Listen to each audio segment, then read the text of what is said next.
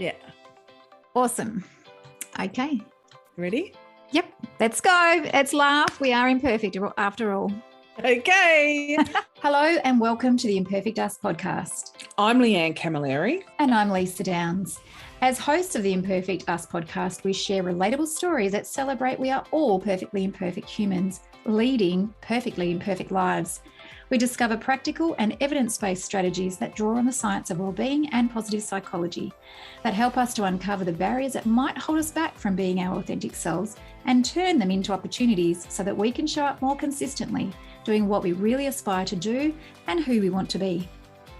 We acknowledge the Wadawurrung and the Kaurna people as traditional custodians of the beautiful lands on which this podcast is being recorded. We pay our respects to elders past, present and emerging, and extend this respect to other First Nations people who are here with us today. So, let's get started. Leesa, here we are at the end of the year, Yes. end of 2023. What a year, hey? I know it's been let's think of it as balls up in the air. There's been so many of them, and some of them have landed with a big thud, and then there are others that have been just so joyful. So much going on and so much growth for both of us, which has been fantastic. Absolutely. Yeah, absolutely so much. Leesa, I thought us coming together today, we could do a bit of what went well for the year. We spoke to so many wonderful guests. They all provided so many wonderful gifts and insights. Absolutely. What do you think about that? Definitely. And it's going to be really hard to pinpoint because we've had so many amazing, like you've said, people and humans that just shone all year. But I do have some favorites, and we've tried to really think about some of their strengths because they are naturally just good humans making a really big impact in the world. So do you want to start off with one straight up? Yeah. Who can I start up with? I guess one of the ones that comes to mind is Dr. Paul Wong. Yeah. And a conversation with him around meaning and purpose. There were so many things that I took away from that. One of the things that I did take was his pure acronym of purpose, having something greater than ourselves, understanding and understanding that life and people complex, responsible actions. So being responsible for our own actions and that enjoyment, finding joy and making the best of it. And I liked that. I love it too. He really married a lot of the Eastern and Western principles in all of his conversation. And he's quite controversial to some of the academics around the world, but he was able to explain that quite deeply. And hence why, his pure acronym really helps, when you have a purpose, where your compass is leading you towards. And by having understanding that life is complex, that's just a natural thing to do, as well as the actions that we can take that are going to make something beneficial for other people. And then that brings enjoyment. So, very clever man. Absolutely. What's one for you? There's so many. I might start off with, first of all, Jodie Cooper. So Jodie was the one who went initially for just 12 months traveling around Australia with her family, which ended up being 3 years. But the stories, and, your favourite story, Leanne, was when she was paddling down the river that she had done before on her stand-up paddleboard, and just noticed out of the corner of her eye that there was a very, very big crocodile waiting. Thank goodness it was asleep. But just her self-regulation in that moment where she had her young daughter, and the natural ability of Jodie with her positive nature just to work out an action plan in that time to try and help her daughter who was shaking like a leaf. Yes. And the response to that, that was just priceless. I guess that, also brings in that understanding of others, because she knew, I remember her saying, she wanted to be very careful about how she broke this to her daughter, because she knew if she started shaking, she'd be starting to cause wave and attention, the crocodile. And I was just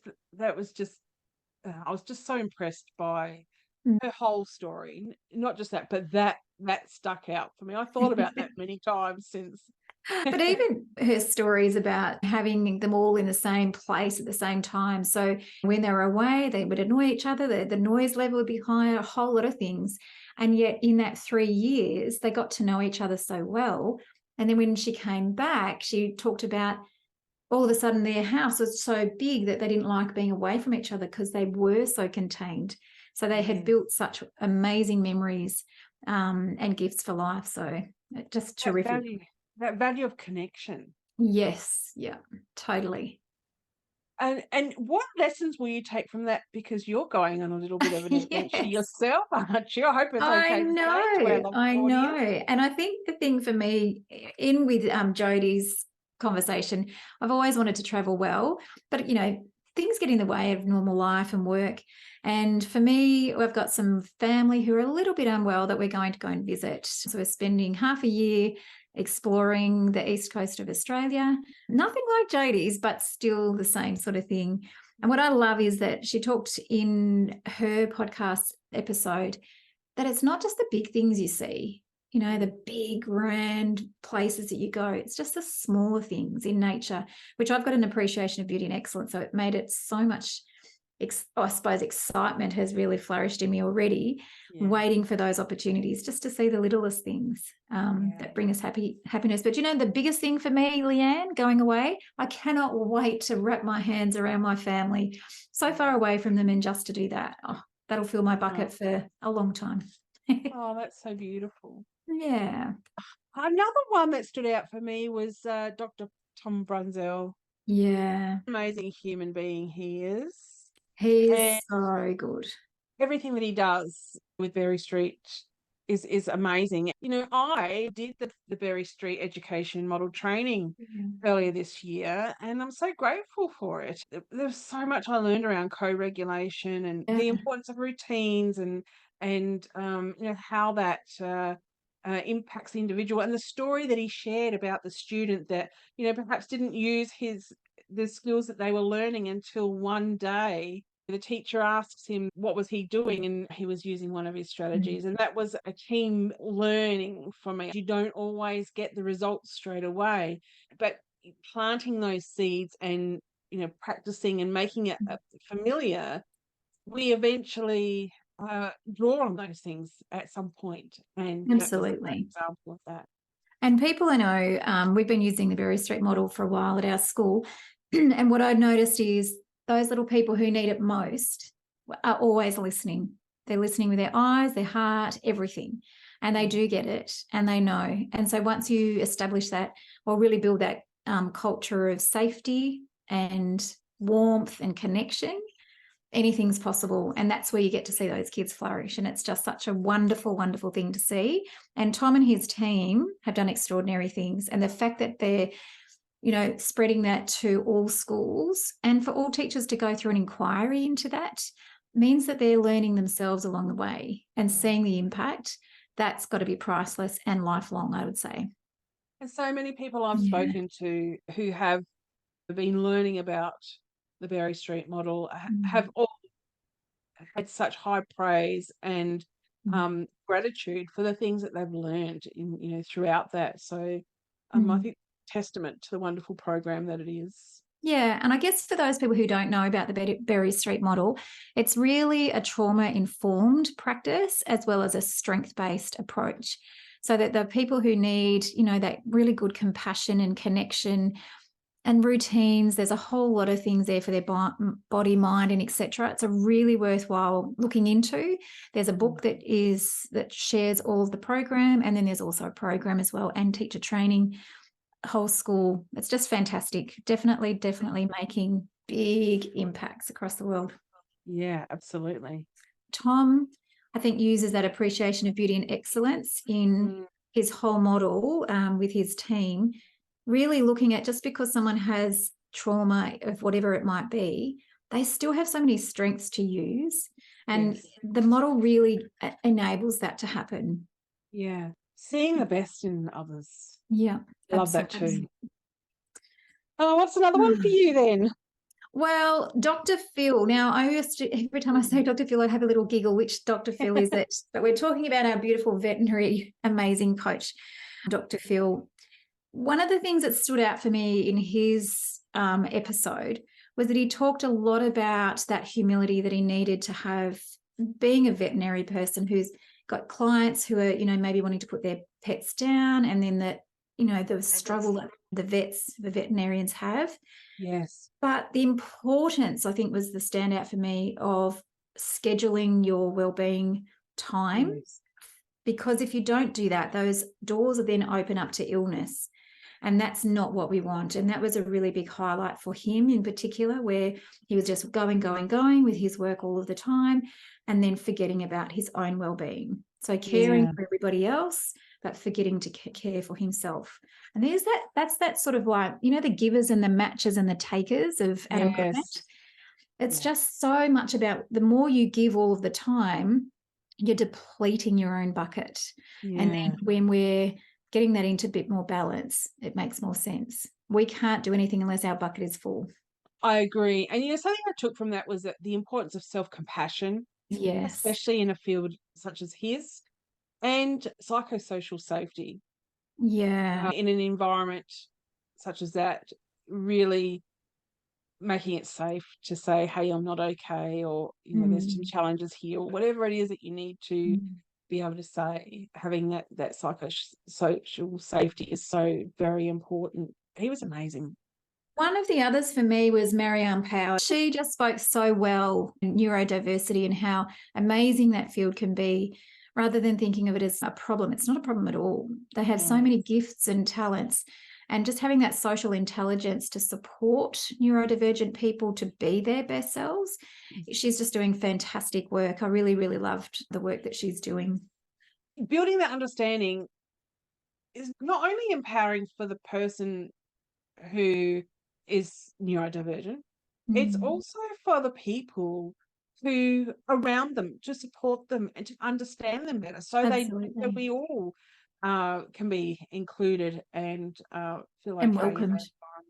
And in actual fact, the more that we're sharing our strengths with others, the more beneficial it is for everybody. Diversity is such a wonderful thing. If we can understand diversity from everybody's perspectives, then we all are better.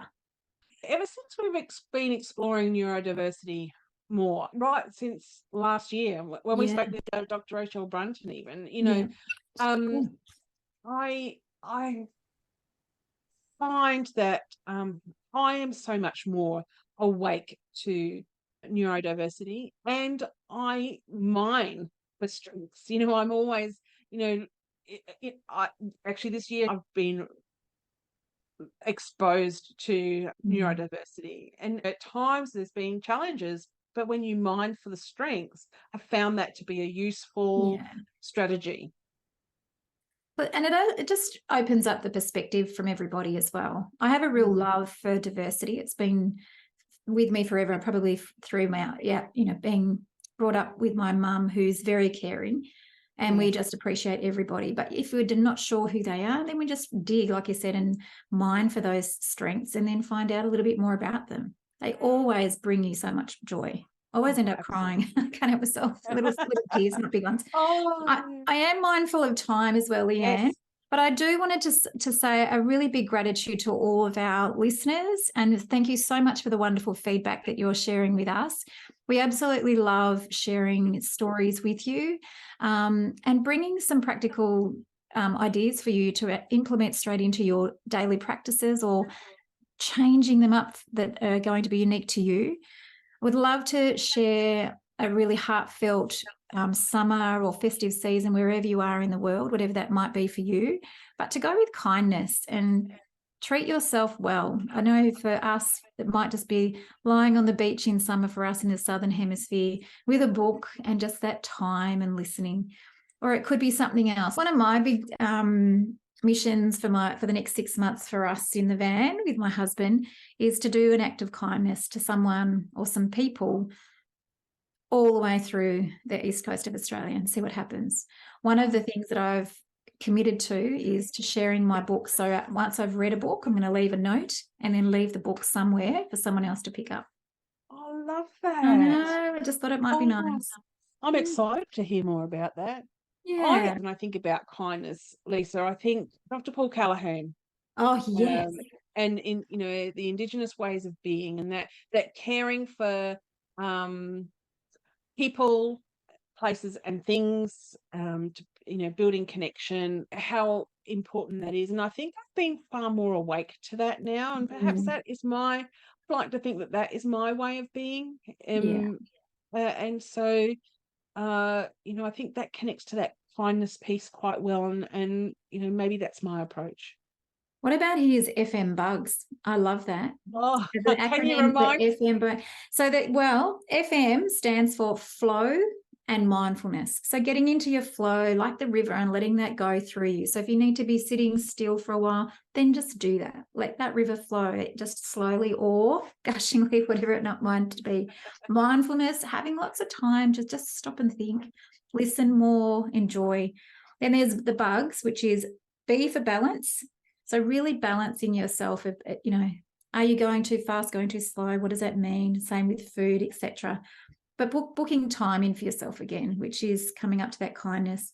Unity, always bring unity. So whatever we're doing, how do we include others more and learn from each other?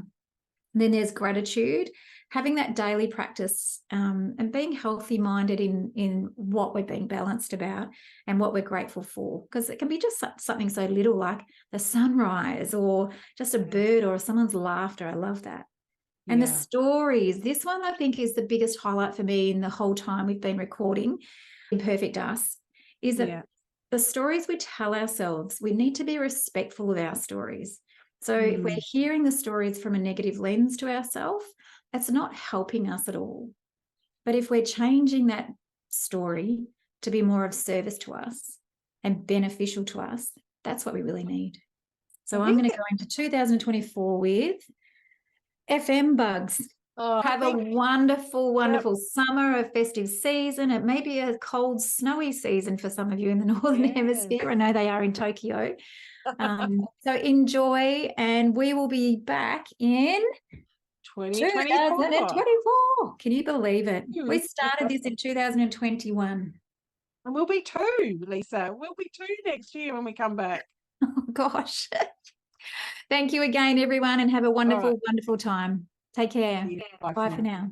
Thank you for listening to the Imperfect Us podcast. As always, we are extremely grateful to our executive producer, Brenton Ainsworth, for helping us to put this episode together. If you've enjoyed this podcast, please share it with someone you care about, and we would be grateful if you could rate this podcast on iTunes. To continue the conversation and see what we're up to, you can connect with us on LinkedIn. Just search for Imperfect Us. Bye for now.